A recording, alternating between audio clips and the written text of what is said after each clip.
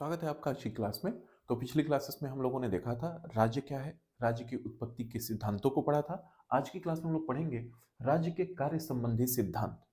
इसका मतलब उसके कार्य से रिलेटेड उसको बांटा गया है कि वह राज्य उदारवादी है, लोक कल्याणकारी राज्य है या समाजवादी राज्य है। तो अलग अलग उसके कार्यों के से संबंधित हम लोग सिद्धांतों को पढ़ेंगे। लेकिन आज जो हमने रखा है वह है उदारवाद, उदारवादी सिद्धांत। तो इसको हम लोग देखेंगे कि इसकी उत्पत्ति कैसे हुई। हम लोग पूरा देखेंगे कि क्या है उदारवाद, है क्या, उत्पत्ति कैसे हुई, उत्पत्ति कैसे हुई, इसके जनक कौन थे, जनक कौन थे, और इसमें देखेंगे उदारवादी राज्य के कार्य, राज्य के कार्य कैसे होने चाहिए। तो हम लोग इन सब मुद्दों पे आज बात करते हैं।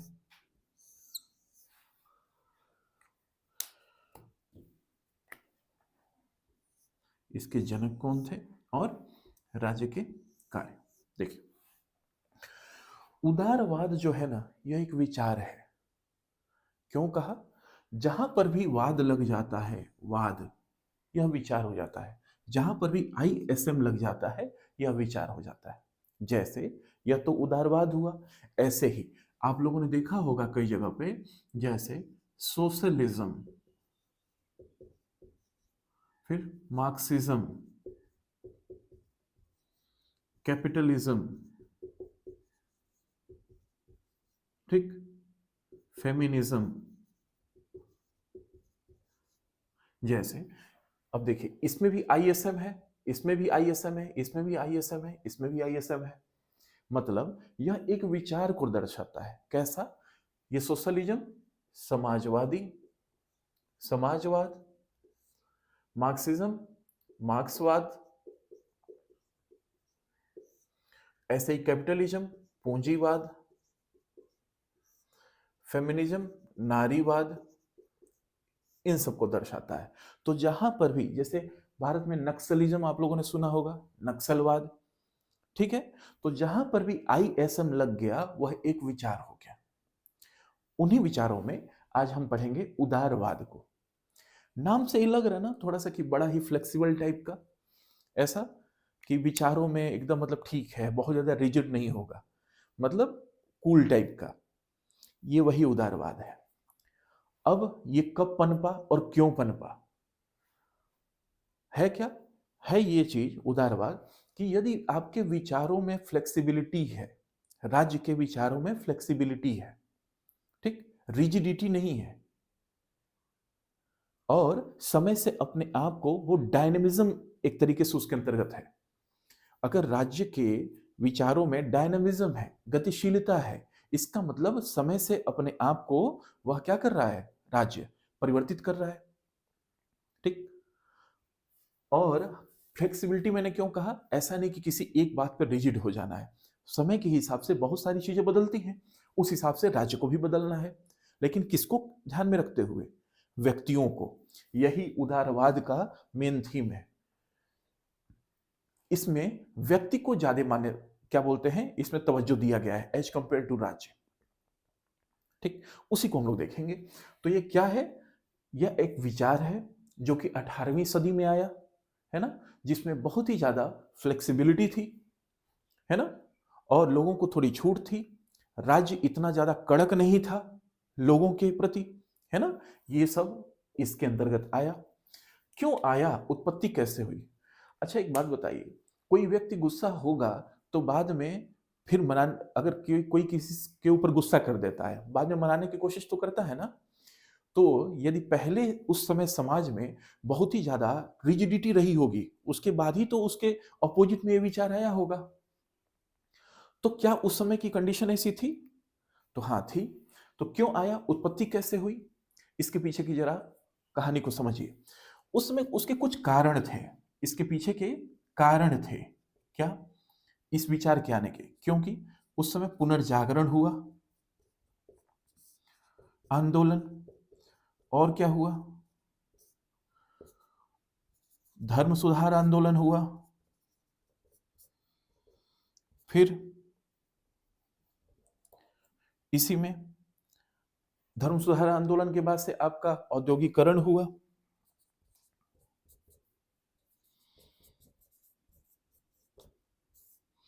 ठीक, वाणिज्यीकरण हुआ,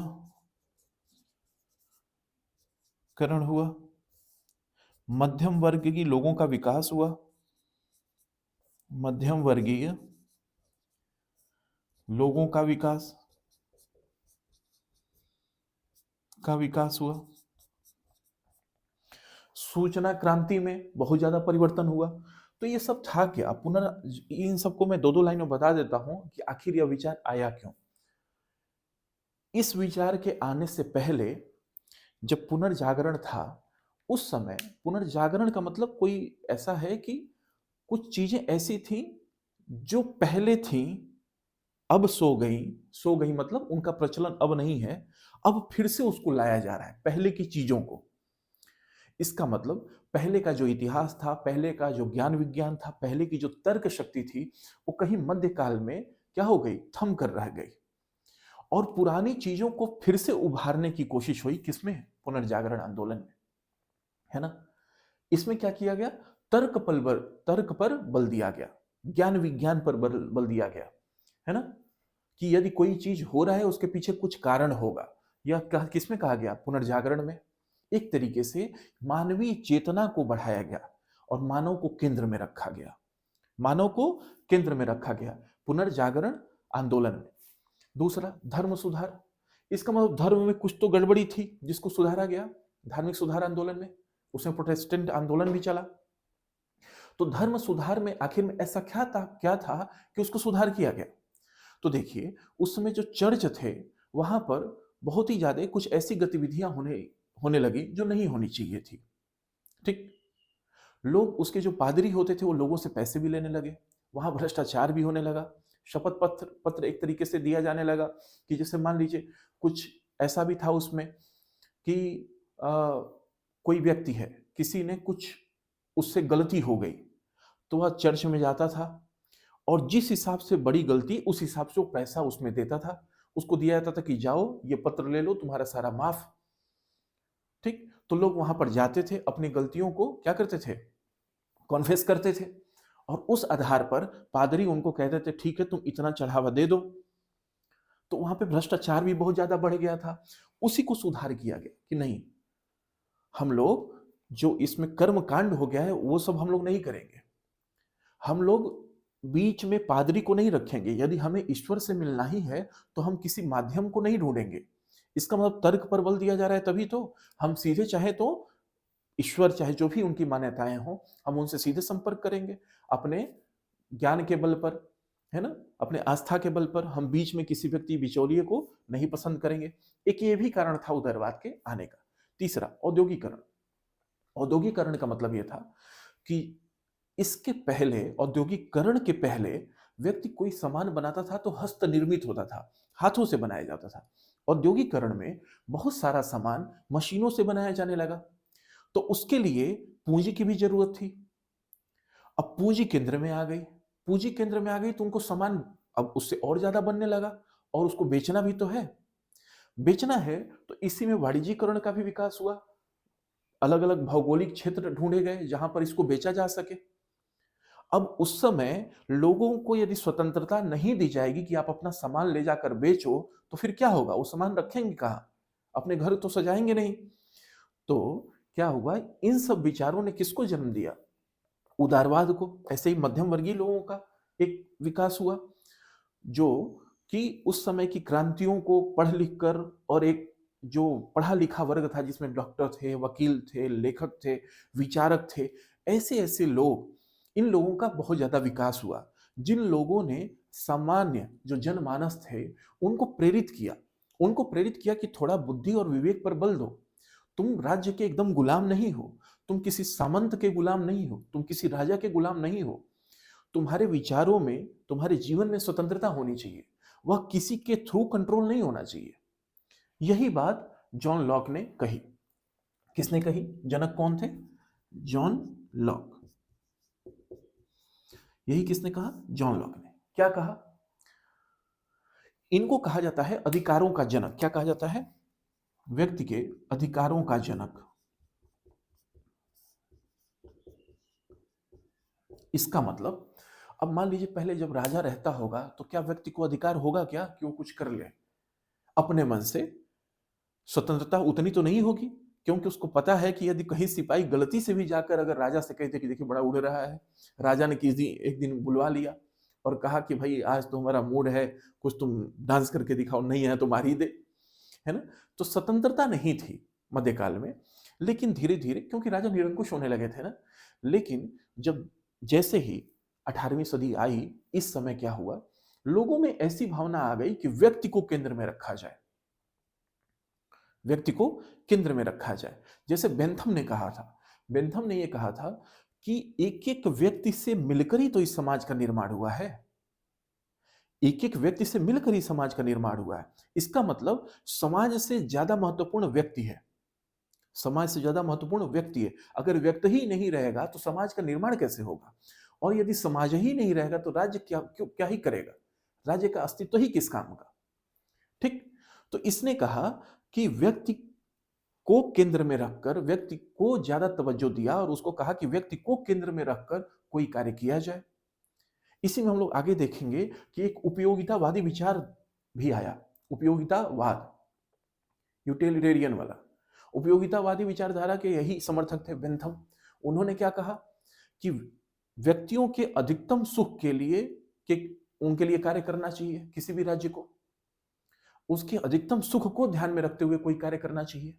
इसका मतलब वो व्यक्तियों के सुखों की बात कर रहा है, मतलब व्यक्ति को ज्यादा तवज्जो दी जा रही है ना? यही बेंथम के भी, लॉक के भी विचार थे। जॉन लॉक क्या कहता था कि राज्य जो है उसको अहस्तक्षेपवादी होना चाहिए। हम लोग क्या पढ़ रहे हैं? राज्य के कार्य कैसे कार्य होना चाहिए? अहस्तक्षेपवादी। इसमें अहस्तक्षेपवादी,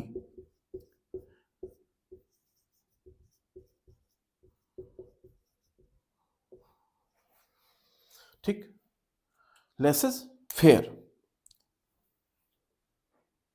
लेसेस फेयर, LAISSEZFIFAIRE, ठीक है, लेसेस फेयर, अहस्तक्षेपवादी। इसी समझ में आ रहा है ना कि उसका विचार कैसा होना चाहिए? जो हस्तक्षेप न करे। किसमें? राज्य किसमें हस्तक्षेप न करे? व्यक्ति की स्वतंत्रता में। इसका मतलब राज्य वही कार्य करे जो लोगों की स्वतंत्रता में बाधक न हो।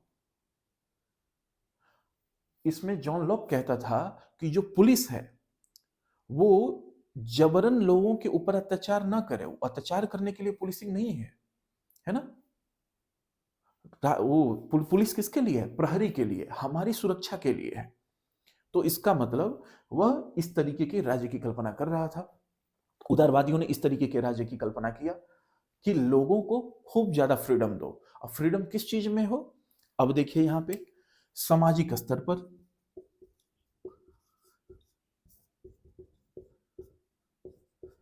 आर्थिक स्तर पर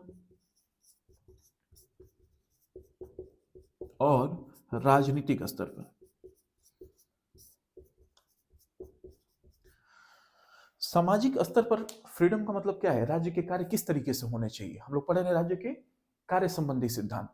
तो उदारवादी जो राज्य हो वह कैसा हो? लोगों के सामाजिक स्तर पर वो कैसा उसका कार्य होना चाहिए?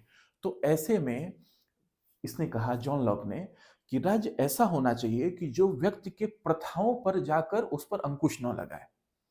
उनकी जो रूढ़ी, जो प्रथाएं उनकी चलती आ रही हैं उनको करने दे, ठीक। उनको जो मर्जी है वो करने दे, वो अपनी प्रथाओं को, अपनी जो व्यवस्थाएं जो उनकी चलते आ रही हैं वह उस हिसाब से चले, उसमें हस्तक्षेप ना करे। फिर याद रखिए हस्तक्षेपवादी, ठीक।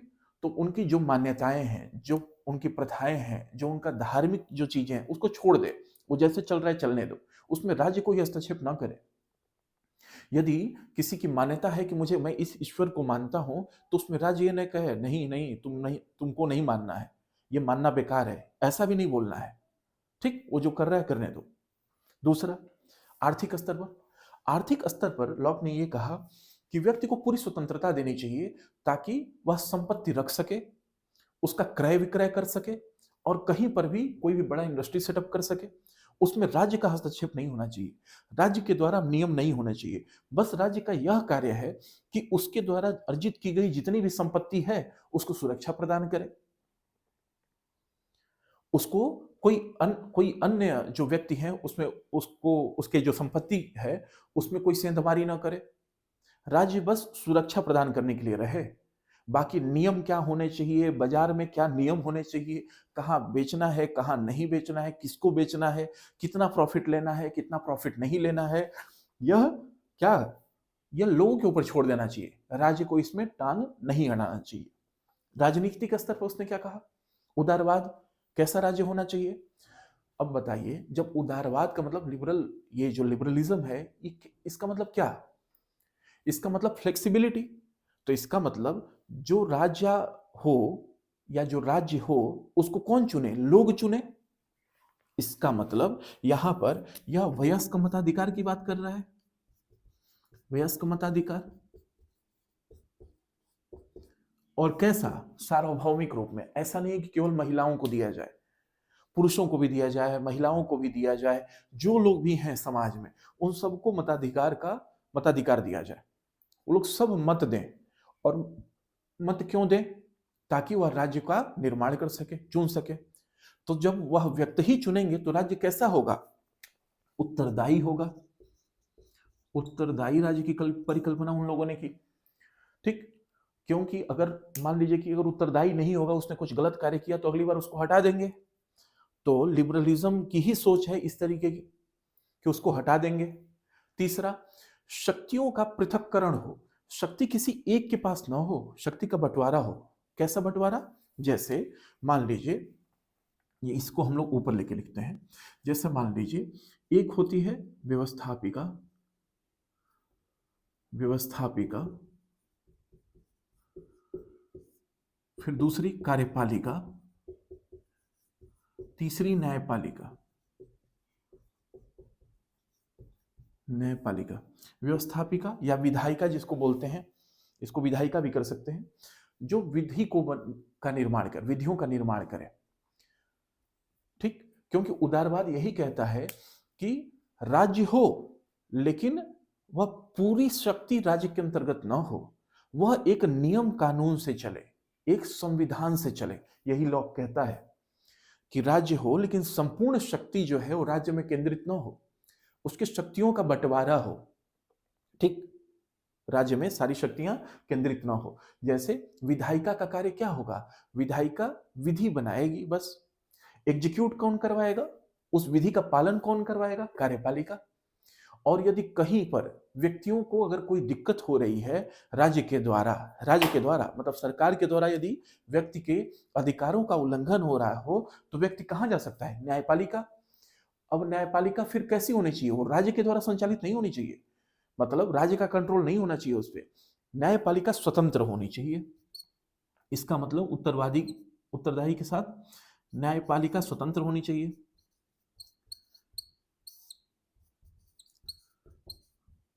न्यायपालिका भी स्वतंत्र होनी चाहिए।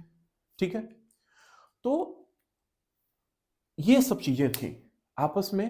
ट्रांसपेरेंसी मतलब ये सारी हर एक चीजें ट्रांसपेरेंट हो, कहीं कोई धोखाधड़ी वगैरह चीजें ना करे, लोगों को फ्रीडम हो कुछ भी करने की। तो ये सब था इसके राज्य के कार्यों के अंतर्गत। अब इसी में इसकी आलोचना भी हुई। जैसे अब मान लीजिए आर्थिक स्तर की ही बात कर लें या सामाजिक स्तर की ही बात कर लें। अब मान लीजिए सब लोग तो एक बराबर है नहीं, किसी की क्षमता ज्यादा है, किसी की कम, कोई ज्यादा पैसे कमाता है, कोई कम। तो कहा गया कि यदि राज्य कंट्रोल, भाई राज्य को भी तो पैसे चाहिए लोगों को रखने के लिए, पुलिस रखेगी तो उसको तनख्वाह तो देना है ना। ठीक, तो अब यह कहता था कि जो उदारवाद, कि राज्य बस कैसा होना चाहिए कि किसी को उसमें दिक्कत ना हो, हस्तक्षेप ना करे। लेकिन एक बात बताइए, अगर मान लीजिए कहीं दंगा हो गया तो उसमें तो राज्य रहेगा ना। तो ठीक है, इन उदारवादी विचारकों ने कहा कि 3 जगह पर इस तरीके के कार्य होने चाहिए अपनी सुरक्षा से संबंधित। कैसे, कहा कि राज्य को ऐसा भी होना चाहिए कि कहीं बाहर से कोई अगर आक्रमण हो तो उसको कंट्रोल कर दे, कोई आंतरिक अशांति फैल जाए उसको कंट्रोल कर ले, है ना, और लोगों के थोड़ा सा हितों को ध्यान में रखे। तो यह सब बातें इसमें कही गई हैं। कुल मिला जुलाकर इस उदारवाद में यह कहा गया कि समय के साथ सरकार को फ्लेक्सिबल रहना चाहिए और लोगों को खूब स्वतंत्रता देनी चाहिए, उनकी स्वतंत्रता में बाधक नहीं बनना चाहिए। और व्यक्ति चाहे सामाजिक स्तर पर, चाहे आर्थिक स्तर पर, चाहे राजनीतिक स्तर पर, व्यक्तियों को पूरी स्वतंत्रता हो। ठीक, यह उदारवाद की इसमें सारी चीजें इसमें हमने शामिल की। तो अब इससे संबंधित और भी सारे प्रश्न आ सकते हैं। अब इन प्रश्नों को हमने जब पूरा टॉपिक कवर हो जाएगा फिर हम लोग देखेंगे इसमें के क्या प्रश्न जो बनते हैं उसको हम लोग करवा देंगे। लेकिन ये पूछ देगा कि इसके जनक कौन थे, जॉन लॉक, है ना। तो इन सब चीजों को जरा ध्यान में रखिएगा। आगे हम लोग फिर इसी में कल्याणकारी राज्य के बारे में पढ़ेंगे, फिर समाजवाद के बारे में पढ़ेंगे, फिर मार्क्सवाद के बारे में पढ़ेंगे, पूंजीवाद भी पढ़ेंगे। इन सब विचारों को हम लोग पढ़ते हुए चलेंगे। ठीक, तो अब इससे संबंधित यदि कोई भी डाउट हो तो आप लोग चाहे तो कमेंट कर सकते हैं या बता सकते हैं कि क्लास कैसी रही, कैसी नहीं रही। इसमें और अगर कुछ बेहतर करना हो या किसी और टॉपिक को आप लोग को पढ़ना हो वो भी बता सकते हैं। हाल ही में कुछ दिनों बाद अब हम लोग कोशिश करेंगे कि नए साल में एक करंट का भी हम लोग बैच चालू करें, है ना, जिसमें जो समसामयिक जो करंट रहता है, जो पूछे जा सकते हैं, उन इंपॉर्टेंट चीज़ों को हम लोग रखेंगे। तो पहले हफ्ते से हम लोग जनवरी के चालू करेंगे। ठीक है, तो जो भी आपके अगर कोई फ्रेंड्स वगैरह हो जो प्रिपरेशन करते हो किसी वनडे एग्जाम्स की या किसी भी बड़े एग्जाम्स की, तो हम लोग उसको ध्यान में रखते हुए हम लोग एक बैच चालू करेंगे। अगला उसके वीडियो डेली आया करेगी, तो आप लोगों को ज़रूर बताएं और बाकी इसको शेयर करिए जितना हो पाए, ताकि और भी आपके सहपाठी पढ़ सके। तो आज के लिए इतना ही। Thank you so much.